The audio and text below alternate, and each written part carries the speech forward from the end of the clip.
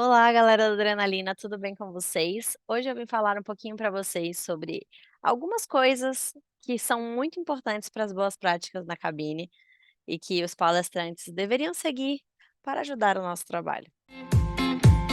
Negócio é uma vinheta, né?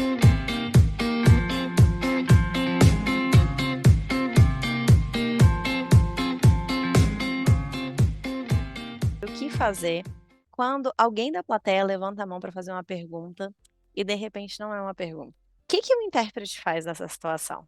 Porque quando você está numa sessão de perguntas e respostas e a pessoa faz um comentário gigantesco, você faz o quê, né? Eu, às vezes, em alguns momentos, quando eu já tenho mais intimidade com aquele evento que eu já fiz várias vezes e tudo mais, eu consigo ter um nível de intimidade para falar: "Olha, essa pessoa não fez uma pergunta, foi um comentário". E aí o cliente toma a decisão dele em relação a como ele vai lidar com isso, eu jogo a bola para ele, né, eu passo a bola para ele e não fico ali tentando inventar uma pergunta ou fazer um ponto de exclamação no final da minha frase, porque a pessoa não fez também. Então eu sigo o roteiro que a pessoa seguiu e explico que foi só um comentário. E aí, às vezes, o próprio palestrante fala assim: "Tá, então qual que era a sua pergunta mesmo? Você poderia esclarecer um pouco mais?" Aí a própria pessoa pode falar assim: "Ah, não foi não foi uma pergunta não, foi um comentário". Mas o por que que isso às vezes pode atrapalhar? Porque às vezes tem uma fluidez ali, naquele momento de perguntas e respostas, que precisa ter uma dinâmica. E se a pessoa faz um comentário muito longo, ela acaba distraindo o público e às vezes a plateia fica até com sono, e começa a se distrair, não tem um fechamento de fato daquele evento, fica uma coisa meio maçante ali, né. Porque a gente acabou de assistir uma palestra gigantesca ou uma roda de conversa gigante, e aí nesse momento de perguntas e respostas tem que ser uma coisa, assim, mais papum, né.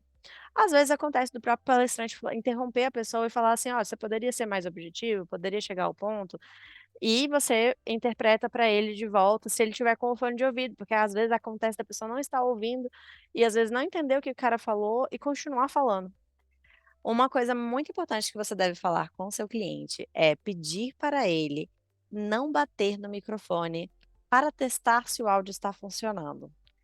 Isso incomoda muito o ouvido de quem está com um fone de ouvido como o nosso, dentro da cabine, com uma sensibilidade muito maior do que o restante da plateia, por estar diretamente conectado com esse áudio, como se a gente tivesse uma caixa de som dentro da nossa cabeça. O que houve? Scott, me ajuda! Eu não consigo parar!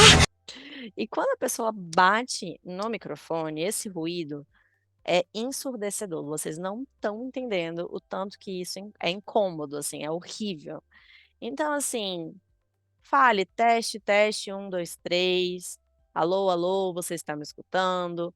Existem várias, diversas formas de resolver essa situação de saber se o microfone está ligado ou desligado. Uma delas, inclusive, é ver ali, existem botões que aparecem ali, é verde para estar ligado, amarelo para desligado, vermelho para desligado, e o próprio técnico vai te falar assim: "Olha, liguei, o microfone já está ligado". Coisas assim que ali facilita muito a nossa vida. Então, não batam no microfone, peçam para os seus clientes não baterem no microfone, porque isso, não é saudável para nossa audição. Outra coisa que pode acontecer, e aí é uma questão mesmo da pessoa saber onde se posicionar no palco, quando a pessoa está andando muito para perto de uma caixa de som, ou para outro microfone que também está ligado, existe a microfonia. E essa microfonia também dá um ruído gigantesco, do nada, que a gente não está esperando, ninguém está esperando. E isso também nos prejudica demais, porque novamente, a gente tem caixas de ouvido no nosso ouvido.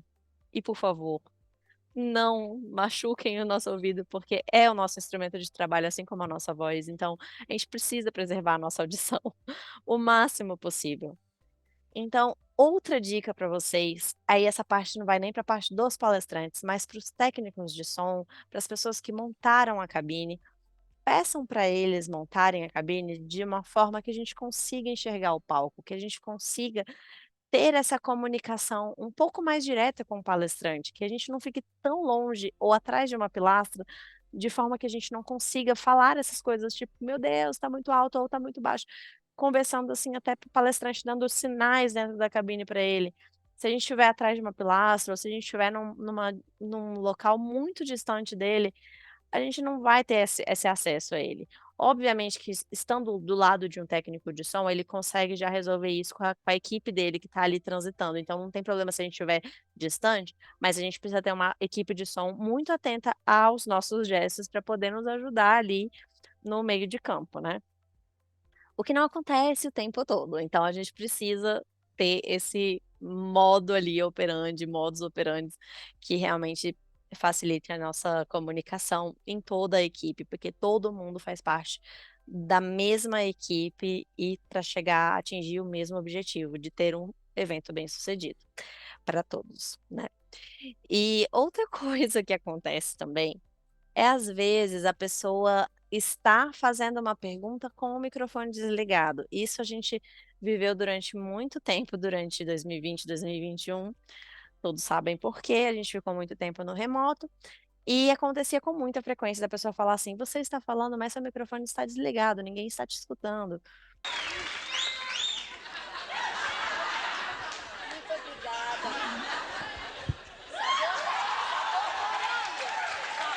Sabor morango.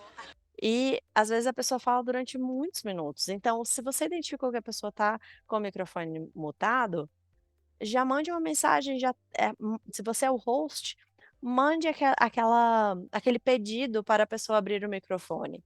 Não deixe ela ficar tanto tempo falando sem o microfone aberto, para depois falar para ela que ela ficou falando durante tanto tempo com o microfone fechado, porque ela pode ter perdido até o que ela estava falando, depois ela perde o fio da meada, e aí ela acaba se prejudicando, né, o discurso dela, o tempo que ela ia fazer aquele discurso se reduz ainda um pouco mais, e aí ela vai falar mais rápido, e ao falar mais rápido, aí a gente realmente vai ter um problema, porque os intérpretes, no momento que o orador fala muito rápido, a gente precisa cortar muitas das coisas que a pessoa está falando, por questão mesmo de não sair correndo, falando super rápido no ouvido do nosso ouvinte final.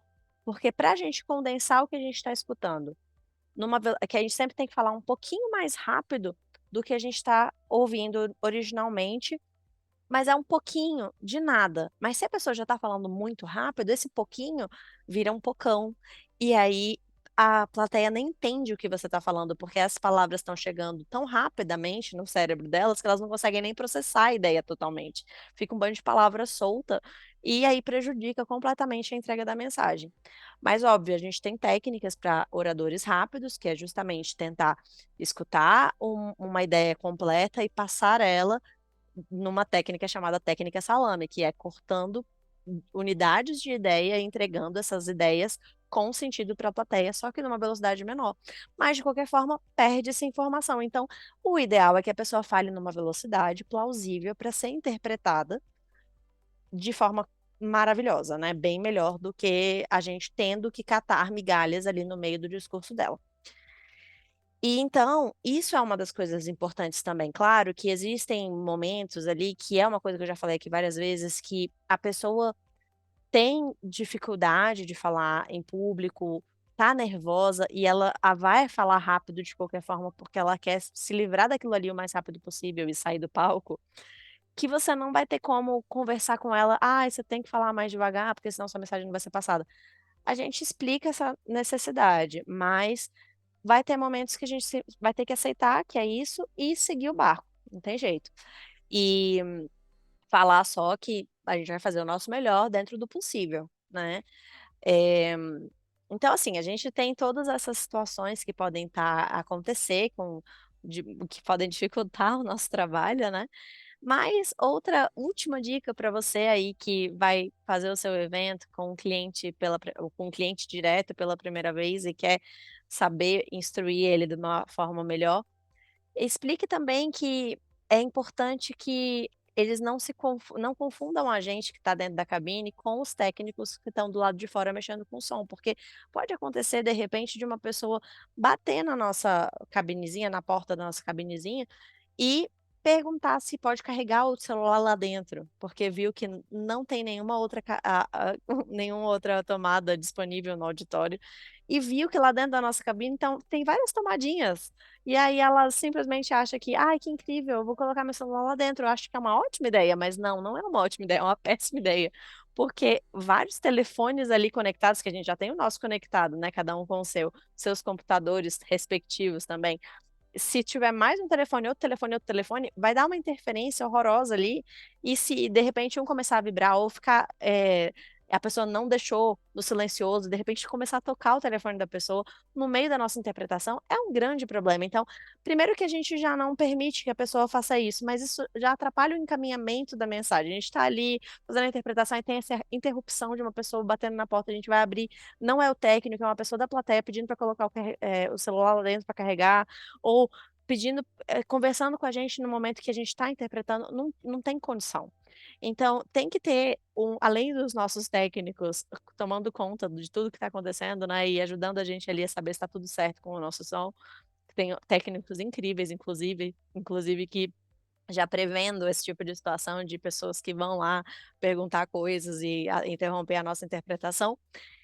Pessoas que são técnicos e também guarda-costas. Tipo, eles já ficam em volta ali da cabine, não deixando ninguém passar, quase que colocando aquelas cordinhas amarelas de filme americano para que a pessoa não passe, porque há uma cena de perigo, uma cena de risco, ou um local de risco. Falei cena, mas eu estava falando de filme, mas enfim, é uma faixa ali de contenção para a pessoa não passar ali na frente e para ela não ficar na frente também, porque além dela também bater na porta, tem pessoas que ficam na nossa frente, na nosso campo de visão. Então a gente não ficou atrás de uma pilastra, a gente ficou atrás de uma pessoa que de repente parou ali para ver uma mensagem na frente da cabine, porque ela esqueceu que a gente existe.